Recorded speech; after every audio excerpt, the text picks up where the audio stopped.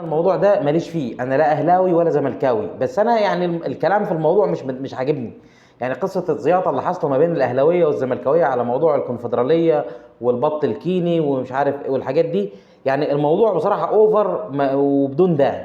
انت النهارده بتيجي تتكلم عن بطوله الكونفدراليه، هل هي فعلا اقل من دوري الابطال؟ اه طبعا، دوري الابطال اعلى بكتير من في كل حاجه. لكن بطوله الكونفدراليه دي، ما هو نادي الزمالك السنه اللي فاتت على طول، الموسم اللي فات ده في النهائي استاد القاهره كله كان متقفل. ما لو هي بطوله اي كلام، الجماهير دي كلها راحت ليه؟ ونفس القصه النادي الاهلي في 2014 لما جاب عماد متعب الجون في الدقيقه 93، الاستاد القاهره اتقلب، ولحد دلوقتي على قناه الاهلي بيحتفلوا بالهدف ده.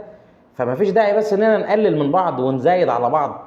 في سنه من السنين كان الاهلي والزمالك الاثنين بيلعبوا في نص نهائي الكونفدراليه والاثنين خرجوا. الاهلي اتغلب من اورلاندو رايح جاي، والزمالك اتغلب من النجم الساحلي 5. فيعني مفيش داعي للمزايدات بدون داعي.